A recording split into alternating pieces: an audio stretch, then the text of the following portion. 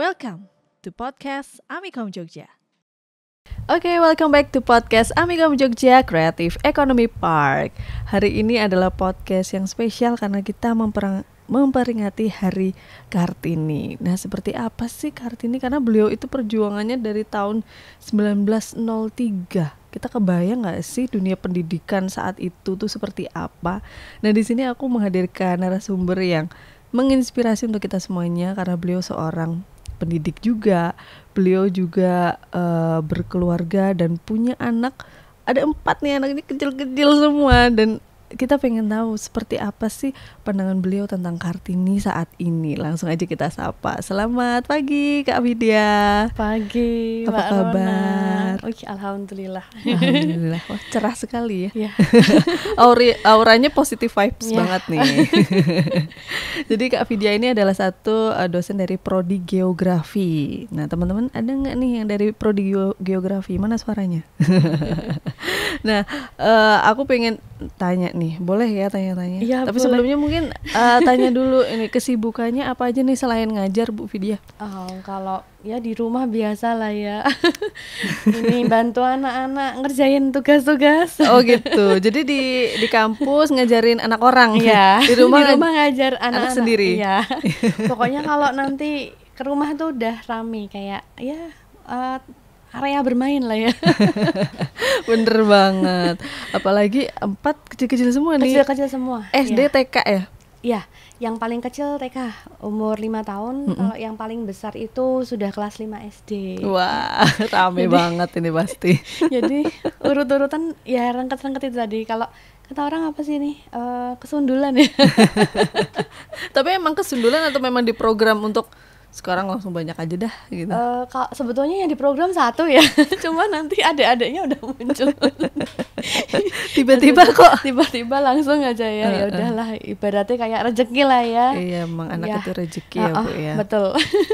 Nah, aku juga pengen tahu nih gimana cara manage waktunya. Kan beliau ngajar nih, otomatis kalau di Universitas Amikom Jogja ini kan ngajar ada yang dari jam 7 pagi sampai jam 5 sore. Bener. Udah gitu anaknya masih kecil semuanya. Ya, betul. Otomatis kan ini riwah di pagi harinya, saya nggak kebayang nih nyiapin 4 tas dan juga peralatan sekolah. Ya kan? Gimana Ya. Bu?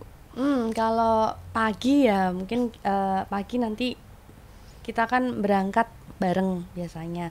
Ya kalau misalnya ada anak yang istilahnya jadwal sekolah, kebetulan kan 4 anak ini memang kalau saya tuh homeschooling semua.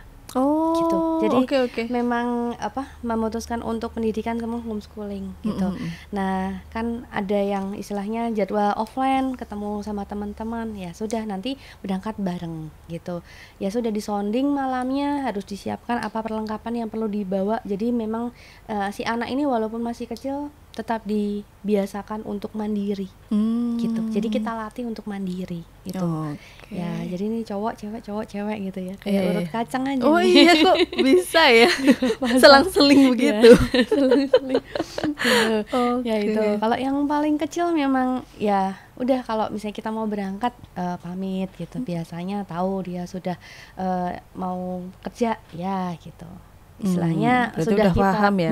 Sudah paham. Jadi sudah kita kondisikan di malam hari kalau ya itu tadi ya, dengan kesibukan ngajar juga ketika saya dapat ngajar jam 5 sore. Kadang-kadang ibaratnya kalau saya tuh mau di jadwal jam 7 atau sampai jam 5 sekalipun mau, asalkan tidak suruh membelah diri itu tadi. Kayak amuba membelah diri. Membelah diri gitu di jam yang sama ada 2 mata kuliah yang berbeda lah, ini yang saya bingung gitu. Kalau sampai sore memang ketika saya pulang ya sudah bersih-bersih, terus habis itu saya biasakan juga habis maghrib itu waktunya untuk belajar semua gitu. Jadi ada jam belajarnya nih. jam belajar harus tertib. Jadi istilahnya habis maghrib ya biasanya jam 6 itu harus sudah siap nih kakak-kakak biasanya punya PR atau apa, cek-cek dulu. Kalau punya PR ya kerjakan, kalau nggak punya ya review materi. Kalau adik-adiknya yang umur 7 tahun ini kan mau kelas 1 besok, ini saya baca gitu, baca, tulis gitu. ya otomatis yang 5 tahun juga akan ikut habit kakak-kakaknya gitu. Karena melihat kakaknya, oh ini jam belajar, aku juga Betul. harus belajar Iya, gitu ya. nah ya. Berarti kan memang sudah prepare dari yang anak pertama nih. Iya, benar gitu. Oke. Wah seru banget ya. Ternyata di rumah juga suasana nih pendidikannya terasa begitu kental ya. Ya. Ini semua juga tidak terlepas dari dukungan keluarga ya. Ya pasti. Jadi memang ya walaupun homeschooling, tapi kita tetap mengawal pendidikan anak-anak gitu. Ibaratnya juga banyak sih yang tanya kenapa kok memutuskan untuk homeschooling pendidikan anak-anak itu gitu. Saya lihat homeschooling ini lebih spesifik, kita bisa melihat karakter anak. Jadi anak yang satu dengan yang lainnya kan berbeda-beda gitu. Kalau saya analogikan, ada satu pekarangan nih isinya ada pohon pisang, ada pohon mangga gitu ya, ada pohon rambutan. Nah ini kan perlakuannya sama. Kalau nanti perlakuannya berbeda-beda. Kalau nanti perlakuannya sama, ketika nanti pohon pisang ini disiram terlalu banyak, dia akan mati. Gitu. Nah, seperti itu. Jadi memang perlakuan tiap anak ini berbeda sesuai dengan karakternya tadi. Gitu.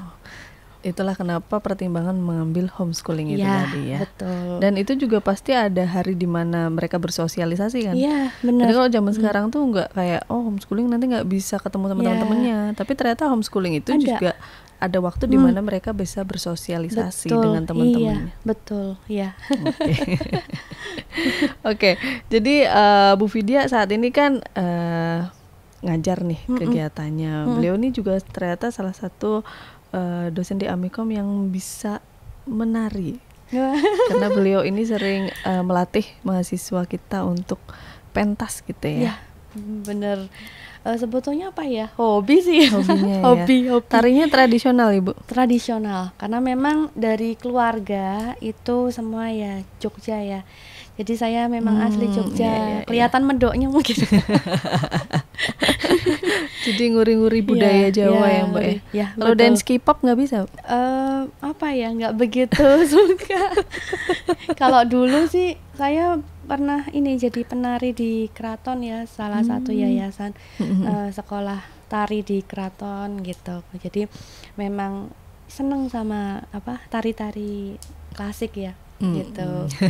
Ada yang kreasi juga, saya juga ikut yang di kreasi salah satu juga sanggar tari juga. Jadi berawal dari hobi memang. Jadi terus tetapi ya karena tadinya memang ditentang juga sama orang tua, awalnya mau sekolah di tari, jurusan tari, tapi nggak boleh gitu. Akhirnya diminta untuk kalau bisa jangan tari gitu, kalau bisa yang lain gitu. Akhirnya di geografi itu gitu ya sampai sekarang, terus S1 S2 geografi, akhirnya ya kesinilah di Amikom. Di Amikom gitu. Jadi salah satu staf mengajar di sini gitu di prodi geografi gitu Mbak Rona. Bu Vidya. Jadi kita ini kan juga mengenal sosok R.A. Kartini sebagai seseorang yang berjuang di dunia pendidikan. Betul. Ya. Beliau bahkan sampai mungkin di saat itu pendidikan adalah hal yang sangat tabu untuk perempuan ya, apalagi dengan adat istiadatnya di mana kita tuh ya harus di rumah gitu. Tapi R.A. Kartini ini punya gagasan dan mimpi yang begitu besar. Itulah kenapa mungkin ini adalah seperti saya dan juga Bu Vidya sekarang bisa bekerja, ini juga dari perjuangan seorang R.A. Kartini. Kalau dari Bu Vidya mungkin ada kisah inspiratif dari beliau atau semengenal apa sih Bu Vidya dan bisa menjadikan beliau sebagai inspirasi Ibu? Ya, sosok R.A. Kartini mungkin kalau saya sendiri ya pribadi mungkin tidak bisa lah menyamakan dengan beliau ya. Tapi yang kita contoh adalah perjuangannya, tekadnya, lalu teladan-teladan yang lain yang bisa kita contoh. Karena beliau itu selain pantang menyerah ya terhadap cita-citanya untuk meraih atau mengenyam pendidikan yang saat itu memang culture-nya perempuan itu tidak bisa untuk meraih pendidikan gitu.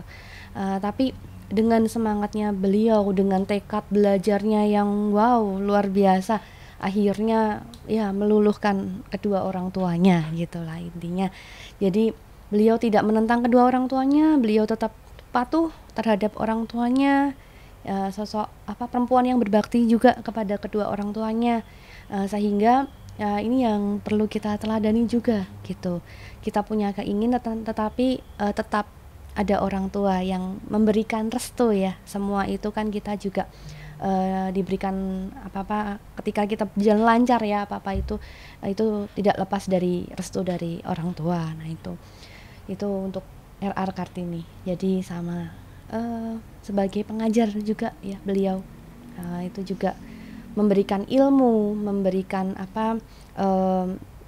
istilahnya ajaran untuk cinta, kasih sayang ya terhadap perempuan-perempuan pada saat itu luar biasa, sehingga menginspirasi untuk terus mengajarkan hal-hal kebaikan gitu ya, tidak hanya mungkin bidang akademik aja tetapi juga untuk mencontohkan budi pekerti gitu juga kepada orang-orang di sekeliling kita. Gitu. Apakah itu juga menjadi salah satu pedoman Bu Vidya nih untuk memutuskan berkarir, berkeluarga juga?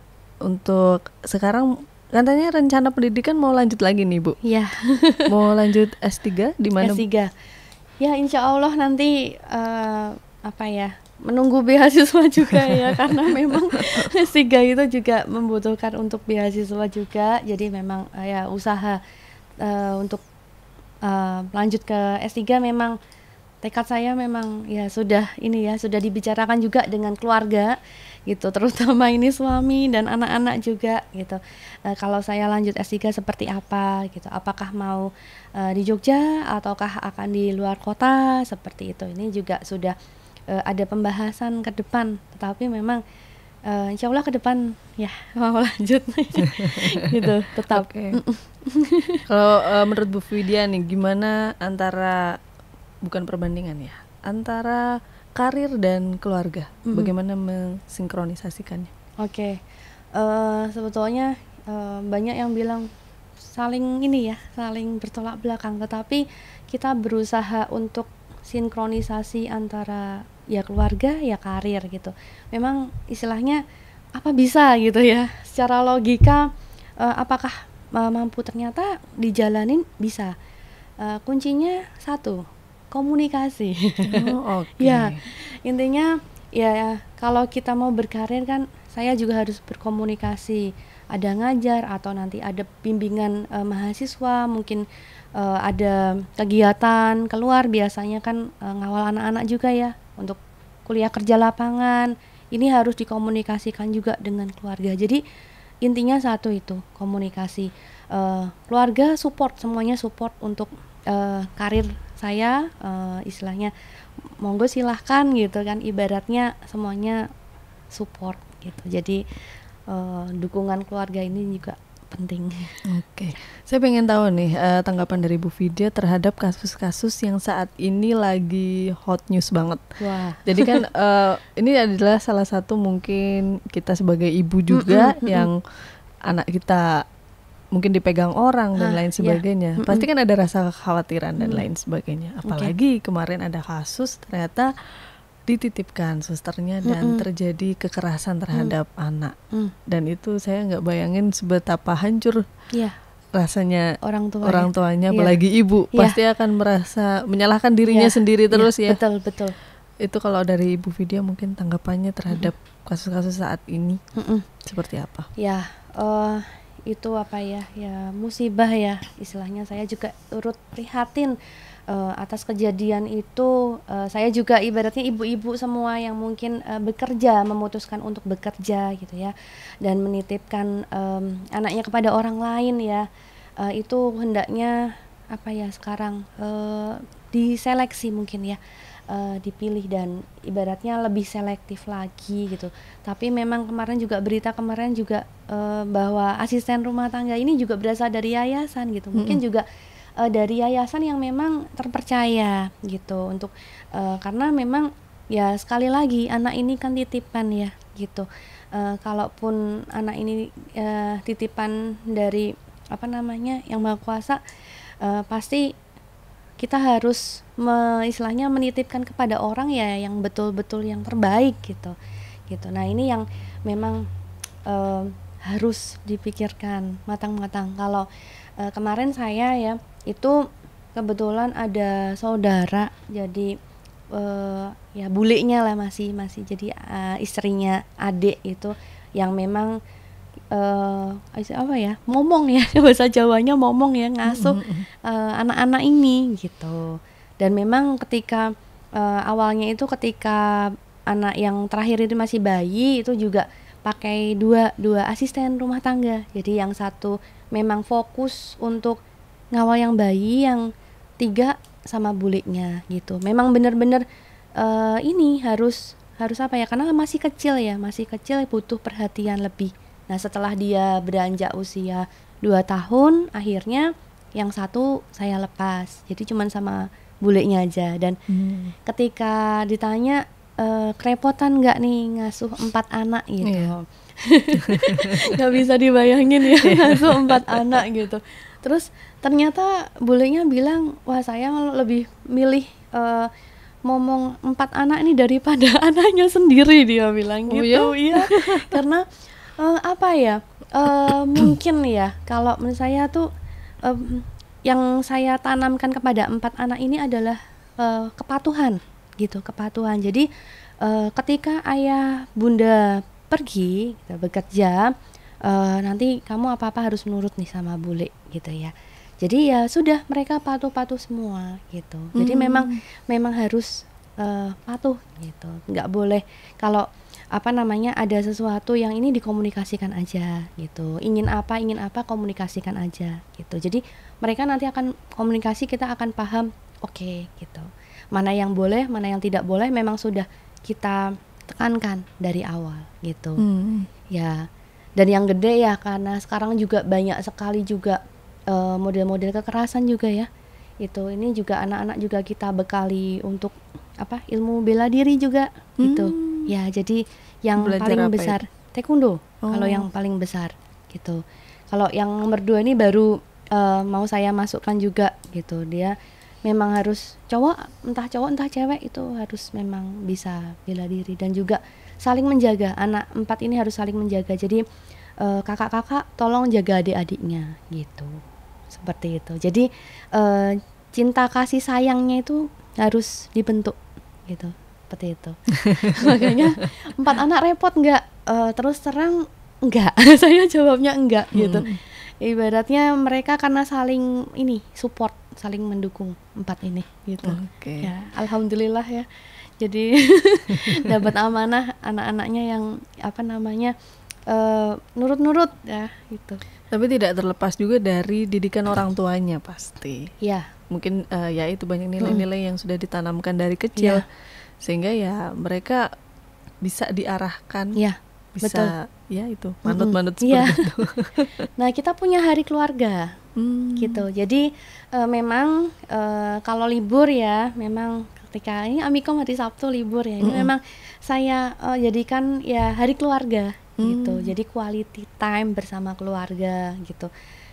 Kalau istilahnya ya entah itu cuman sederhana lah ya, entah itu makan bersama, entah itu apa namanya cerita nih satu dengan yang lainnya itu saling bercerita apa nih kegiatan apa, entah itu bertanam atau berkebun bersama gitu, hal-hal yang kecil-kecil seperti itu. Lalu suatu waktu kita juga sempatkan untuk ya jalan-jalan lah kemana gitu, agar anak ini mengenal juga belajar, karena kan kita juga pendidikan homeschooling itu juga anak-anak perlu kita ajarkan apa namanya keluar gitu, keluar lingkungan. Jadi memang kita kalau pergi keluar juga sekaligus untuk mendidik mereka gitu. Nah itu ya. Sama aku juga sering lihat nih, ternyata kalau setiap malam wajib beres-beres dulu. Ya, betul. Itu gimana nih intronya? Ya, intinya diajarkan sikap tanggung jawab gitu. Jadi boleh namanya ketika ilmu parenting ya, kalau rumah tidak berantakan itu ada yang nggak wajar dengan anak gitu. Iya, betul. Jadi rumah berantakan itu jangan istilahnya anggap itu adalah wah pusing gitu. Jadi kita yang orang tua yang oke, kita terima rumah berantakan nggak apa-apa, tapi nanti ketika kalian akan berangkat tidur, tolong iya. Jadi perhatikan masih ada yang belum diberesi gitu. Kembalikan seperti semula. Nanti mereka beresin. Yang kecil-kecil tuh 2 itu yang jumputin mainan. Yang kakak yang pertama itu nanti ngelipet karpet dan segala macem, terus nanti nyapu, ngepel gitu. Nah itu baru setelah beres mereka baru rapikan tempat tidur, siap untuk tidur. Oke, jadi belum boleh tidur kalau belum beres. Ya betul. Jadi itu sudah jadi ini ya, sudah jadi habit mereka gitu. Dan belum sudah ada job desk-nya ya, yang kakak ngepel. Sudah ya, sesuai dengan usianya ya, sesuai kemampuannya. Karena kalau dipaksakan kadang-kala si kakak kan, lah kok habis makan nggak diasain sendiri gitu kan, cuci piring sendiri. Pernah adiknya memaksakan untuk cuci piring sendiri, akhirnya apa, pecah. Iya. Ya pecah. Malah justru berbahaya. Ya berbahaya gitu. Akhirnya saya bilang konsep adil itu tidak seperti itu. Jadi konsep adil adalah sesuai dengan kemampuan gitu, sesuai dengan kebutuhan masing-masing. Kalaupun nanti si adik belum bisa melakukan hal itu, adik akan mengambil alih pekerjaan yang lain yang kira-kira dia bisa gitu. Nah piringnya mungkin bisa minta tolong dicucikan oleh kakak, seperti itu ya. Gitu.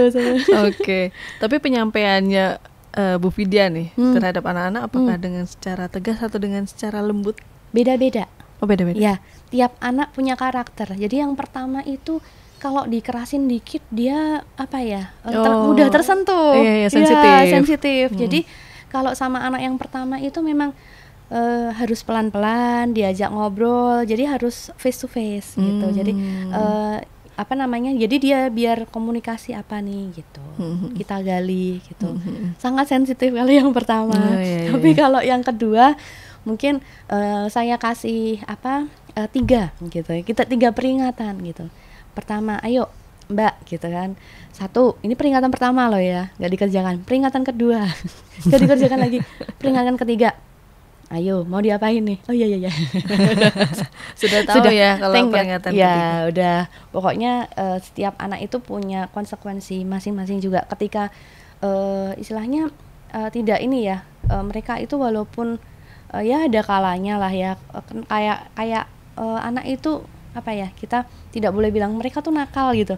Nggak, mereka punya keinginan. Kadangkala ya keinginan mereka itu yang tidak sesuai dengan kita, yang kita anggap itu adalah wah nakal gitu.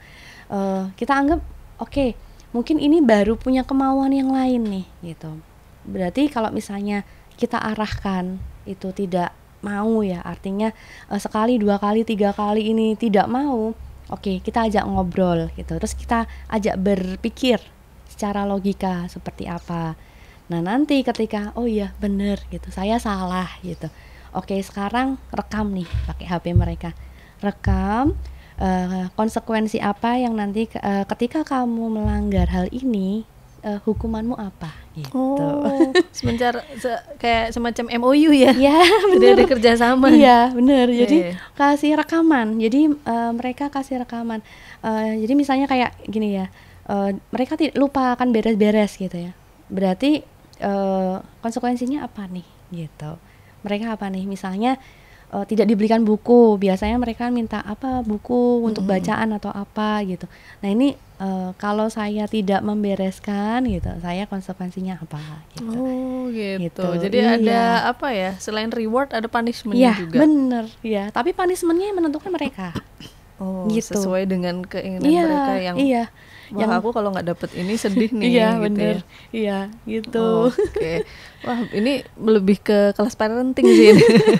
Ya dosen parenting deh. Oke Bu Vidya, luar biasa. Mungkin sebagai penutup podcast kali ini saya pengen nanya sama Bu Vidya, atau mungkin bisa pesan kepada seluruh creative people, terkhususnya perempuan-perempuan yang luar biasa yang sedang mendengarkan podcast kali ini, yang mungkin masih bingung atau sedang quarter life crisis, atau sedang bingung juga menentukan mau pendidikan dulu atau mau fokus keluarga, atau gimana caranya bisa tetap berjalan semuanya, atau apapun deh pesan untuk para Kartini muda saat ini, silakan. Oke, ya. Untuk creative people Kartini muda saat ini, nah mungkin yang istilahnya mencoba ya memilih apakah ingin karir dulu ataukah ingin keluarga. Nah ini istilahnya yang terbaik itu bisa dikomunikasikan ya. Satu tadi kuncinya komunikasikan dengan keluarga yang terbaik seperti apa, dan bisa membuat skala prioritas. Ini keduanya pasti bisa berjalan beriringan ketika komunikasi kita juga lancar, manajemen kita juga baik, dan saya yakin ketika semua itu dijalani gitu ya, itu pasti akan terasa mudah seperti itu ya. Mungkin itu. Oke, tepuk tangan untuk podcast kali ini. Ini benar-benar spesial banget. Terima kasih Bu Vidya udah sharing dengan kita semuanya. Dan sampai ketemu di podcast selanjutnya. Terima kasih.